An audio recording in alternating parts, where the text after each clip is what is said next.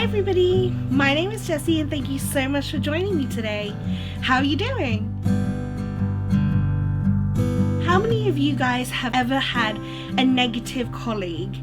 Well, I'm here to tell you today, surprising as it may be, but I have come across, over the years of me working, I have had quite a few negative colleagues, and I wanted to share with you how I have dealt with them, in hopes that if you have negative colleagues that make your life a little bit difficult at work, you can use these tips to perhaps help the situation. So like I said, it's no surprise really that I have had quite a few run-ins with difficult colleagues. It's hard to not be affected by negative colleagues or colleagues who just are so utterly miserable and then make your life difficult as a result of that. I'm going to share 3 tips with you in how I've dealt with it. Did anybody else notice how weird my finger has gotten? Anyway, let's move forwards before I get distracted by my weird fingers. They're weird though, right? Okay. Number 1, do not involve yourself in that situation. Do not involve yourself with that negativity. I know it's easier said than done, but I can assure you that the moment that you take yourself out of a personal connection with that person, you can have a hello, how was your weekend, that kind of civil relationship with your difficult colleague, and you can still be a good person in doing that. You don't have to involve yourself in such a personal way with these people. I know that in the past I've struggled with doing that purely because of the fact that I'm an emotional person. I like to deal with my business in a personal way. I've had this before where I've really had someone else's emotions and drama really affect me, and it shouldn't have, and it holds me back. And that's why I'm saying to you, if you can take yourself out of that situation, if you can take away the personal aspect of that relationship with your colleague, I would do that, because I know it sounds mean, but sometimes you have to think about yourself. Life is hard enough without having somebody else make your life more difficult for you. In order to save a lot of other people, you have to save yourself. Number 2, talk to your colleague.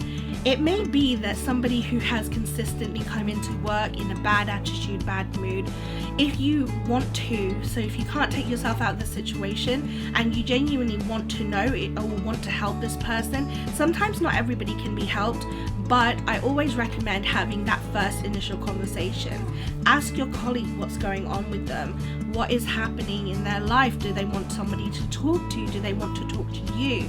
It may be that this person who is just misunderstood, maybe in their personal life, but it may just take that one person to ask you, how are you? What's going on? And do you need a friend to talk to really change somebody's life and make them feel like they're cared for? And I'm not saying that this will happen, completely straight away. It may be that it takes you time to get to know them or for them to feel comfortable enough to open up. Again, I've been in this situation before where I've had a colleague who, I have to admit, they were quite a negative person. They were hard to be around, and not just that, but they were often very argumentative. But because of some late nights at the office that we spent together, at first, just talking about their thoughts about work, and then slowly, through just asking questions and through being interested in them and their well-being, they started to open up and admit that they were having a big crisis of whether their career was the right path for them. And ultimately, this person realized that their career path wasn't what they wanted, and eventually they actually did finally follow a path that they wanted to go on. And I'm not saying it had anything to do with me, but I think having somebody ask questions and helping you think about it yourself really helps you realize what's going on in your life or what's making you feel very uncomfortable or sad or annoyed. Having this conversation and just opening up, saying, look, I actually do care, I want to know what's going on, can really change some people. And all it takes is a few questions and genuinely caring about what the person has to say.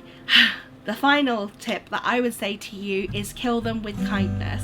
Now, I'm the kind of person who doesn't like to have enemies. I don't like to have people who I dislike or have ill will against.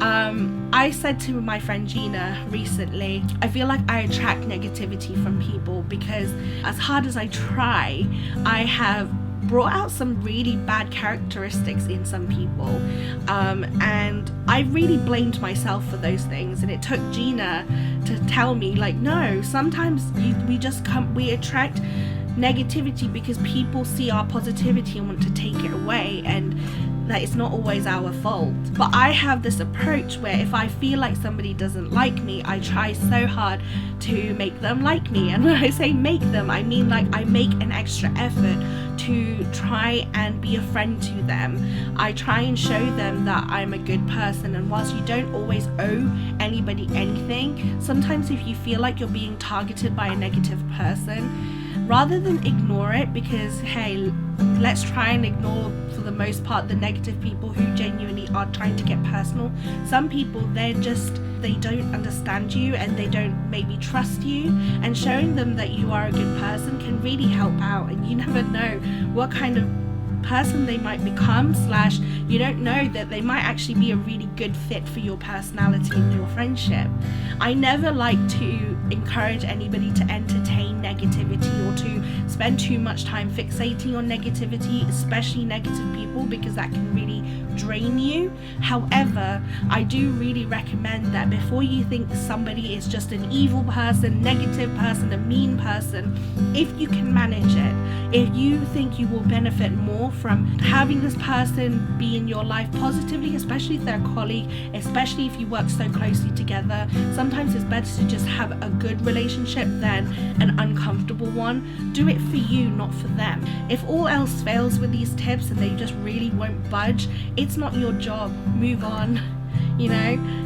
Just do not fixate on that, and just understand in yourself, your work is your work, but you also have a personal life.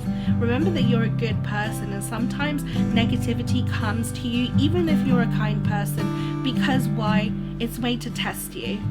Not everything in life and not everything that happens in your life is going to be fair, but the best way to look at it is to go at it with a positive attitude. I haven't listed here very obvious answers for you, such as, you know, talk to a senior leader, or just completely ignore it and act like it doesn't happen, because I've lived this reality where I've tried those things and it didn't happen, didn't work out, and didn't help me any better. What I want to help you do is try and think about how you can manage the situation whilst it benefits you internally.